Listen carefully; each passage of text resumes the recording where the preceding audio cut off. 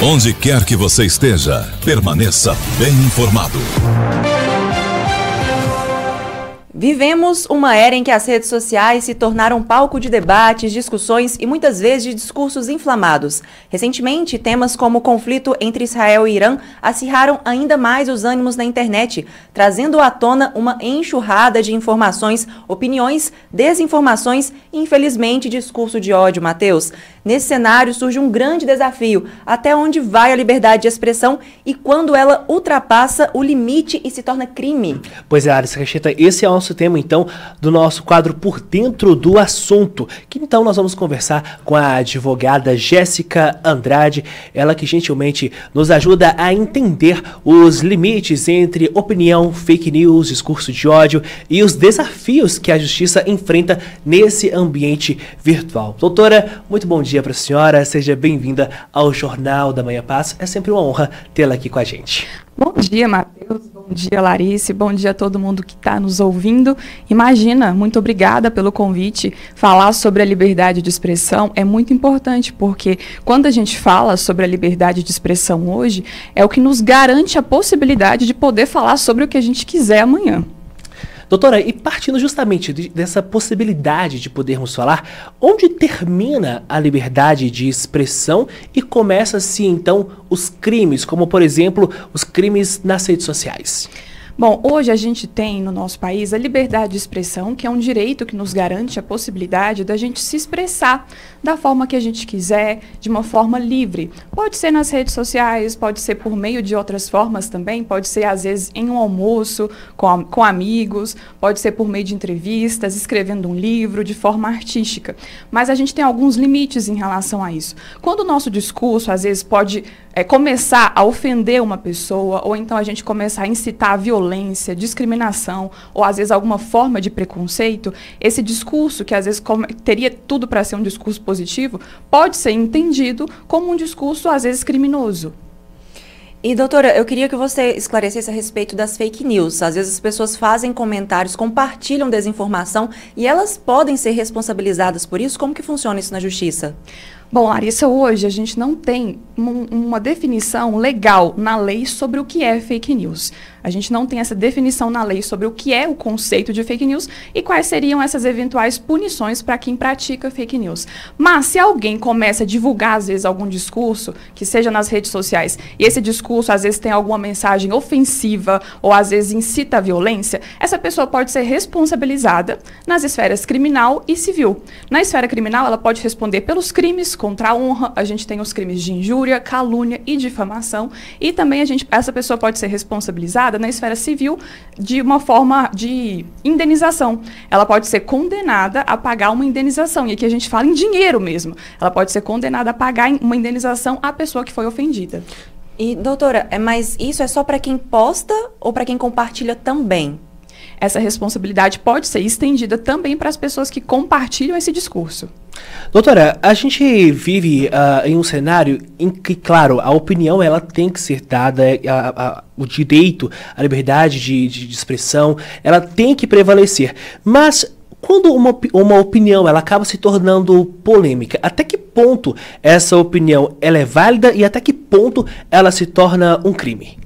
A opinião polêmica, ela esbarra naquela de que a pessoa compartilha uma opinião que às vezes não vai agradar algumas pessoas. Mas quando essa opinião carrega, às vezes, alguma mensagem que incite a violência, ou às vezes alguma mensagem preconceituosa, uma mensagem que tem algum tipo de discriminação, aí a gente encontra uma mensagem, uma opinião que ela não deve ser compartilhada nesse caso. A gente tem um limite aqui que é a questão do bom senso. Doutora, e pegando justamente esse limite do bom senso, na análise da senhora com experiência na rede social, no meio jurídico, as pessoas têm perdido o bom senso? Pois é. Tem gente que sim, tem gente que não. Tem muita gente que às vezes compartilha mensagem sem entender exatamente aquilo, compartilha até na ânsia de só manifestar uma opinião na rede social, mas tem gente que tem aquele cuidado, que às vezes filtra o que vai falar, filtra o que vai compartilhar. A gente tem as duas coisas hoje nas redes sociais. E, doutora, as Big Techs, então as redes sociais, elas podem ser responsabilizadas pelo conteúdo que está sendo compartilhado ou é apenas a pessoa mesmo, o usuário? Bom, a gente tem uma discussão muito importante sobre isso hoje no Supremo Tribunal Federal. Os ministros estão votando se o artigo 19 do Marco Civil da Internet deve ou não ser declarado inconstitucional.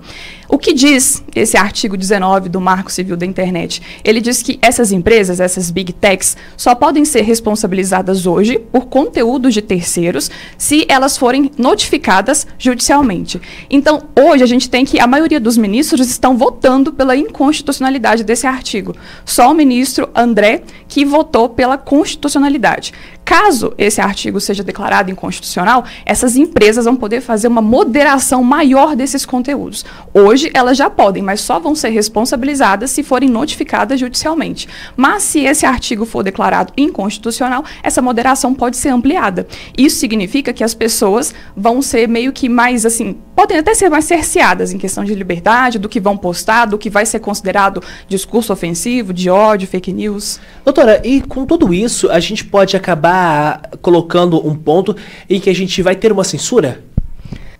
De certa forma, isso não pode ser considerado uma censura quando ela é feita pela empresa, pela Big Tech, porque essas empresas elas podem moderar os conteúdos com base em diretrizes da comunidade. Agora, a censura se configura quando o Estado ele censura o poder da pessoa falar. Essas diretrizes já existem, sim, e não são consideradas exatamente censura, são uma forma de moderação de conteúdo dentro de um espaço privado. Certo, ficou bem claro. Agora eu quero que você me explica, por favor. Se eu sou a vítima da fake news ou do discurso de ódio, o que eu posso fazer? Quais os caminhos percorrer para garantir os meus direitos, doutora? Em primeiro lugar, Larissa, a gente precisa pensar em fazer provas no direito. Isso é muito importante. Doutora Jéssica, eu vou interromper a senhora, me desculpe, eu vou interromper a senhora rapidamente. Pode vir aqui comigo, por favor. Eu vou pedir para a senhora, pode cortar para a gente, nós estamos ao vivo.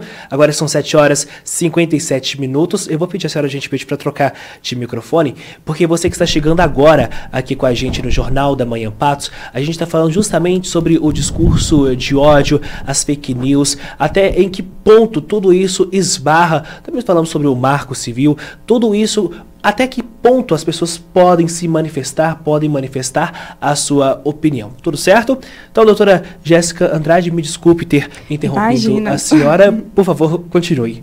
Bom, Larissa, em relação ao que você pode fazer se você for vítima, em primeiro lugar, a gente tem que pensar em fazer prova. Prova no direito é muito importante. Então, faça provas sobre o que aconteceu. Faça prints, vídeos e mantenha essas provas com você. Em segundo lugar, procure as autoridades. Você pode procurar a Polícia Civil ou o Ministério Público para você contar o que de fato aconteceu e para que eles iniciem essa persecução penal, para que eles comecem esse processo, investiguem e, no fim das contas, a justiça consiga responsabilizar as pessoas que fizeram isso, né, esses acusados. Doutora, a gente tem acompanhado nos noticiários e aqui na Jovem Pan também a respeito das pessoas, principalmente das mulheres, que acabam sendo vítimas de stalker. Noticiamos recentemente um caso de uma mulher de Belo Horizonte que acabou sendo estuprada, violentada diversas vezes por uma pessoa que acabou perseguindo ela. Isso também acaba se enquadrando com qual tipo de crime? O próprio crime de stalker mesmo. No crime de stalker, há uma perseguição reiterada em relação à vítima. O acusado, às vezes, pode ficar mandando mensagens, pode meio que perseguir essa pessoa, e isso é constante. Esse é um crime específico que a gente tem no Código Penal. Ótimo. Doutora, e hoje a gente pode dizer que existe uma dificuldade da justiça brasileira em acompanhar a velocidade das redes sociais, desses conteúdos digitais, ou há ali um controle?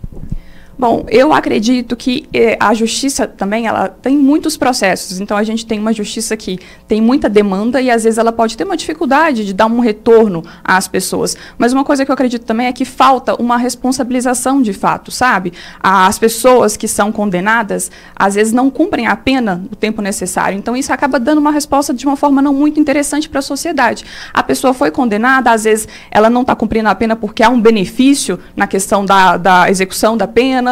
Então, isso acaba dando uma resposta ruim para as outras pessoas, do tipo, olha, a pessoa cometeu um crime, foi condenada e não está cumprindo pena, ou cumpriu pouca pena. Isso também acontece. Dá aquela sensação de impunidade, né? Eu posso dizer o que eu quiser que eu não vou ser punido por aquilo. Exatamente. Quais são as dicas, por favor, doutora, que a senhora dá para a gente agir com bom senso nas redes sociais, né? A gente não ser penalizado, não cometer nenhum crime? Como que são as diretrizes para ser um bom usuário nas redes sociais, por favor?